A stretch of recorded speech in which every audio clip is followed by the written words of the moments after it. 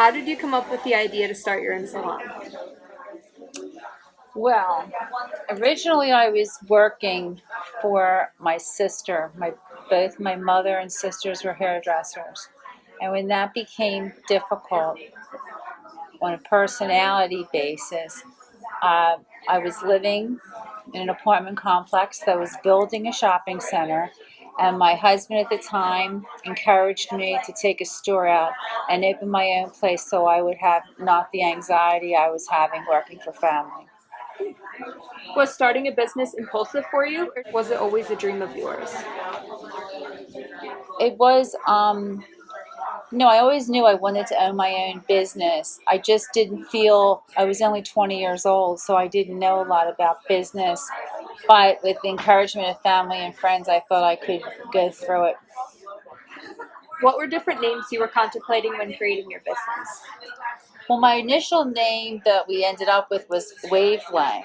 And I was laying one night just drawing out some information, and I said, oh, that would be a cool name because, at the time, hair, length, waves, I thought it was kind of cool. I hadn't really, like the hair stop, the comb over, different names were more corny names.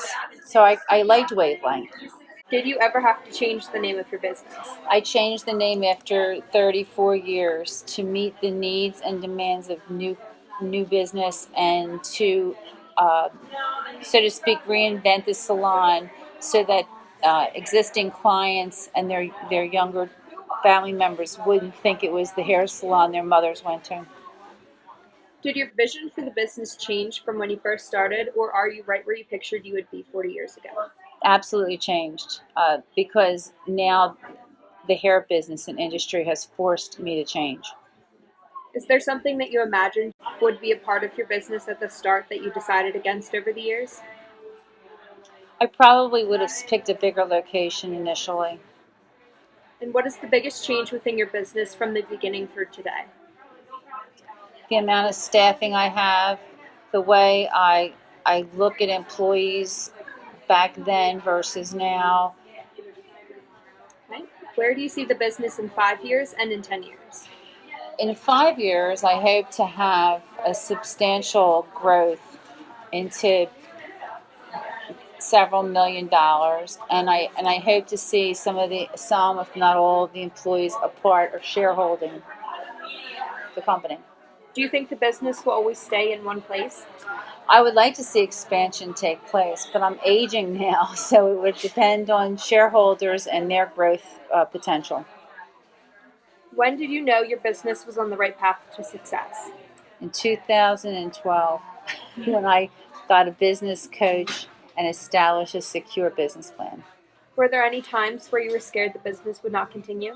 Yes, during some major illnesses in my life, when I gave birth to children and had staff leave unexpectedly. Were there any roadblocks that made you feel discouraged? Not initially. Being a woman in business was always tough because women weren't looked at or appreciated by banking institutions and lending institutions. So making growth impossible to move forward without financial backing.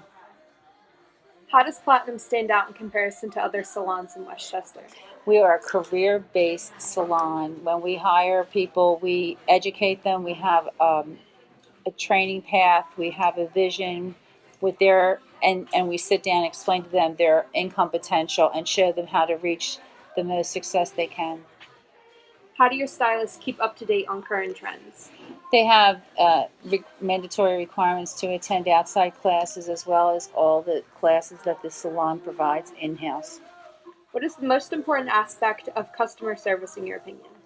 The answer is yes. Now, what's the question? How do you keep your employees happy and comfortable in their work environment?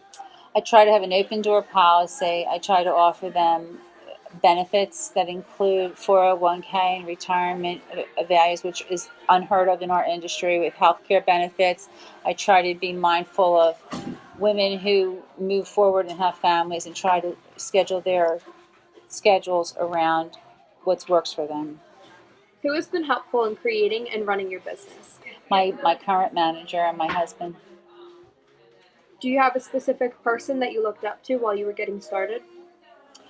There was a lot of industry people that started businesses and were older than me that I looked up to and followed with some of their guide points.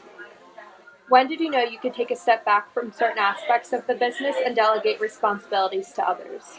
I was forced into that because of surgery and health issues. And once I did that, I realized more success. How do you delegate who does what in the salon? We have a chain of command starting from myself down to the general manager. She now has an assistant administrative helper, and we have another associate who takes care of another aspect, and it just feeds down the lane for the staffing. Do you have any new changes to the management or appearance of the salon? Right now, we're doing a little remodel to add some stations and to uh, take take advantage of space, utilize space better. Would you like to offer any additional services in the future? Absolutely. We like to offer everything that would be uh, able in our within our walls, such as eyelash extensions, things. There's always new things coming in the industry. If you had a chance to do everything over again, would you change anything pertaining to your business? Yes, I would have been more business minded and stepped away from the chair much sooner. Do you have any advice for people starting their own business? Always ask questions, and every aspect of every uh, piece of business is negotiable. All right, thank you. You're welcome.